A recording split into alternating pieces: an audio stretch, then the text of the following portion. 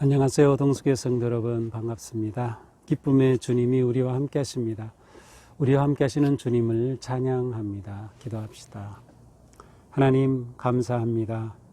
매일매일 주님의 음성으로 저희들은 생명의 길을 걷습니다.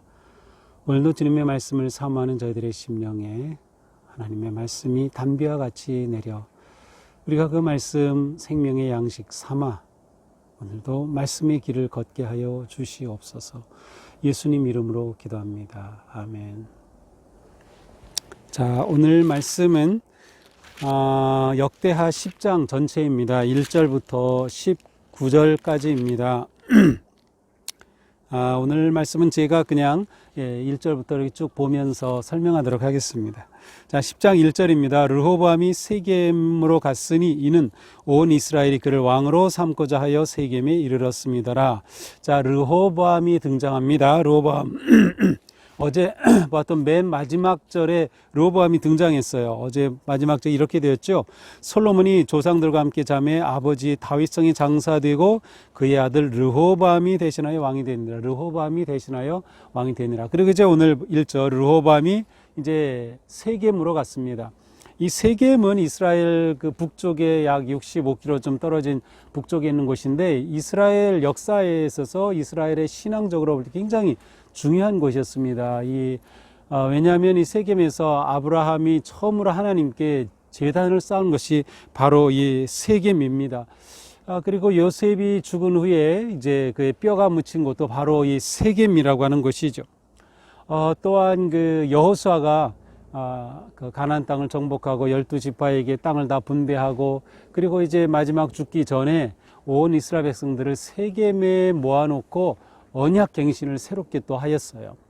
그리고 또 이곳에서 그 전에는 에발산 그리심산에서 축복과 저주의 말을 이렇게 온 백성이 외치게 하면서 하나님의 그 말씀을 붙잡도록 하였던 그 장소가 바로 이 세겜이라고 하는 곳이에요. 바로 이곳에 이제 르호보암이 올라갔습니다. 그것은 바로 북쪽의 10지파, 남쪽에는 유다와 베냐민 지파가 있는데 나머지 북쪽에는 10지파들이 이제 르호보암을 이제 왕으로 이제 옹립하고자 하는 그러한 목적이었습니다. 자, 그런데 이때 어떤 일이 일어납니까? 2절에 보니까 느밧의 아들 여로보암이 등장합니다. 르호보암, 여로보암 이름이 좀 비슷해서 헷갈리기 쉬운데요. 르호보암은 솔로몬의 아들이고 여로보암은 솔로몬의 신하였습니다. 근데 이 여로보암은 요셉 지파의 그 감독이었는데 솔로몬에 의해서 발탁되었죠. 그런데 나중에 솔로몬을 배반하고 이제 그 이집트로 쫓겨갔습니다. 그래서 이집트의 왕 시삭 아래에 있다가 솔로몬이 죽었다 하니까 이제 이 여로보암이 되돌아온 것이에요. 자, 여로보암이 되돌아오니까 사람들이 여로보암에게 말합니다. 르호보암에게 가서 지금 새로 왕이 된 르호보암에게 가서 왕이었던 솔로몬 그 아버지 왕이 이 백성들을 너무나도 무겁게 했는데 멍에를 무겁게 하였는데 그것을 좀 이제 가볍게 해달라고 요청해 주세요라고 이제 여로보암에게 부탁합니다. 이게 무슨 말인가요? 백성의 멍에를 무겁게 하였다. 이 멍에를 무겁게 하였다는 것은 백성들을 아주 힘들게 하였다는 것이에요. 과중한 세금을 부과하였고요. 많은 그 노역에 부역하는 일에 차출하였어요. 그리고 징집하는 일에 이 백성들을 끌어들였어요. 그러니 백성들이 생활이 너무 힘든 거죠. 그래서 이렇게 무겁게 한 것을 좀 가볍게 해달라고 요청해달라고 요청을 합니다. 솔로몬이 성전을 짓고 왕궁을 짓고 어제 본문에서는 금이 그렇게 많고 뭐 무역업도 많고 그랬지만 결국 그 솔로몬이 그 엄청난 부를 기반으로 해서 나라를 세웠던 것은 백성들의 세금 그리고 백성들의 노역이었습니다. 그런데 이것이 너무나도 무거웠던 거죠. 그러니까 솔로몬이 백성들을 쉽게 아니면 따뜻하게 품어주지 못했음을 알 수 있어요. 자, 이렇게 이제 여로보암에 부탁하니까 여로보암이 이제 새로 왕이 된 르호보암에게 가서 이 이야기를 합니다. 그러자 르호보암이 말하죠. 3일 후에 다시 오십시오. 3일 동안 생각해보고 결정하겠다는 겁니다. 자, 그리고 그 3일 동안에 무슨 일이 일어납니까? 첫째로 이 르호보암이 원로들을 불러옵니다. 원로들을 불러와서 자, 지금 이러한 상황인데 어떻게 하면 좋겠소? 그러니까 이 원로들이 르호보암에게 이렇게 말하죠. 백성을 후대하고 기쁘게 하고 선한 말을 하시면 좋겠습니다. 백성을 후대하고 그들에게 과중한 세금을 매겼던 것을 좀 감하여 주시고 그들에게 잘 대해 주셔서 노역으로부터 좀 벗어나게 해 주시고 징집으로부터도 좀 벗어나게 해 주시고 백성들이 평안하게 살도록 해 주시는 게 좋겠습니다. 라고 말합니다.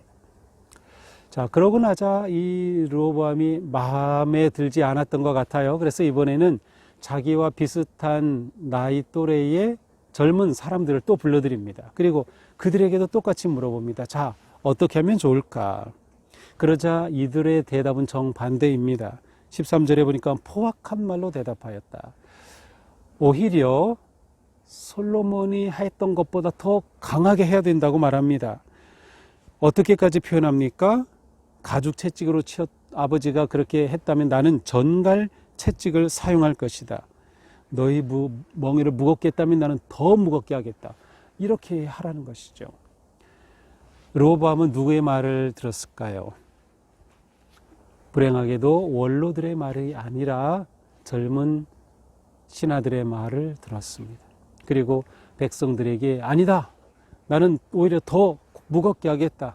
더 너희들에게 세금을 부과하겠다. 백성들의 마음을 만져주지 못하게 됩니다. 결국 어떻게 됩니까? 북쪽의 10지파들이 단합을 하고 르호보암을 버립니다.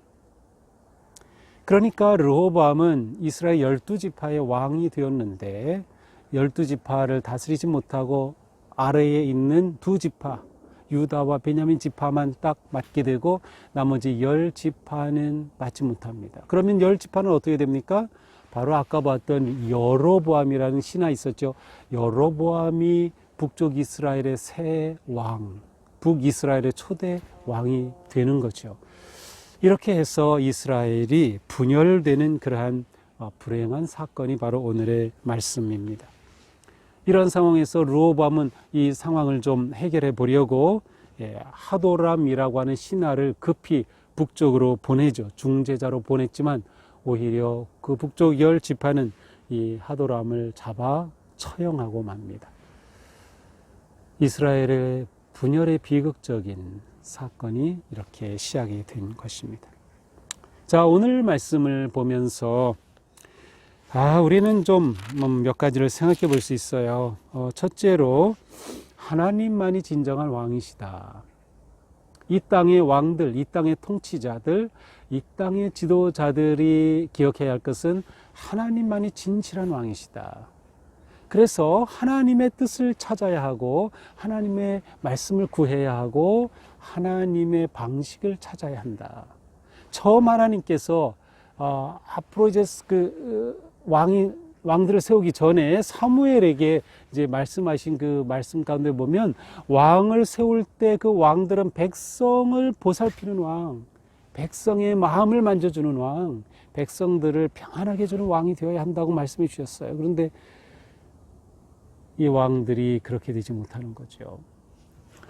이렇게 솔로몬 이후 르호보암부터 불행한 역사가 시작이 됩니다. 하나님만이 왕이라는 것을 우리가 기억해야 합니다. 우리가 가정에서 부모일 때 하나님이 우리 가정의 진정한 부모가 되어 주신다. 저는 또 목사로서 하나님만이 우리 교회의 진정한 담임 목사이시다. 우리 모두가 하나님이 진정한 분이심을 생각하는, 그리고 하나님께서 원하시는 게 뭘까? 그것을 좀 우리가 생각해야 할 것 같습니다. 또한 우리는 우리의 삶은 언제나 선택과 결정의 연속이다. 르호보암이 어떻게 선택하고 어떻게 결정하느냐에 따라서 완전히 결과가 달라진 것처럼 우리는 오늘도 선택하고 결정할 것입니다. 그때 필요한 게 무엇일까요? 바로 지혜죠. 하나님의 말씀을 통해 주시는 지혜, 그리고 성령님께서 우리에게 주시는 그 지혜로 우리는 오늘 하루 살아야 합니다. 그래서 우리는 말씀을 통해서 지혜를 구하고 또 성령님께 지혜를 구해야 하는 것이죠. 마지막으로 우리는 듣는 삶 아니면 듣는 귀를 가져야 하겠다. 듣는 귀.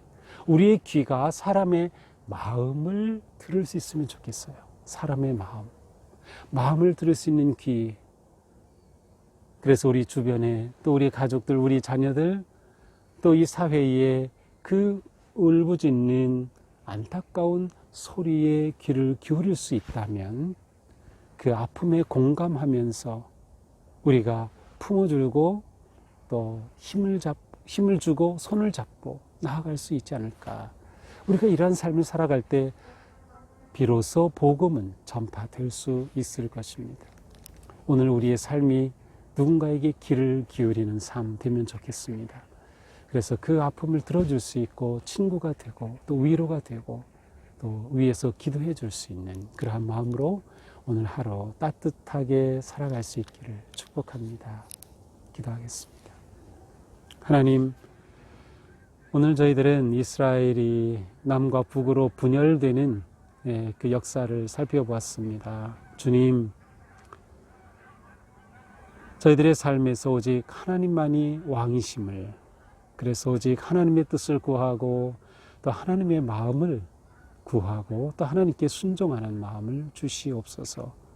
오늘 하루도 저희들의 귀가 열려져서 어려운 사람, 힘든 사람, 아픈 사람, 누군가의 마음을 위로하고 손을 잡아줄 수 있도록 저희들의 마음을 따뜻하게 변화시켜 주시옵소서. 오늘 하루도 주님과 함께 동행하며 믿음의 길 승리하게 하여 주시옵소서. 예수님 이름으로 기도합니다. 아멘. 네, 오늘도 주님의 은혜 안에서 복된 하루, 따뜻한 하루가 되기를 축복합니다. 사랑합니다.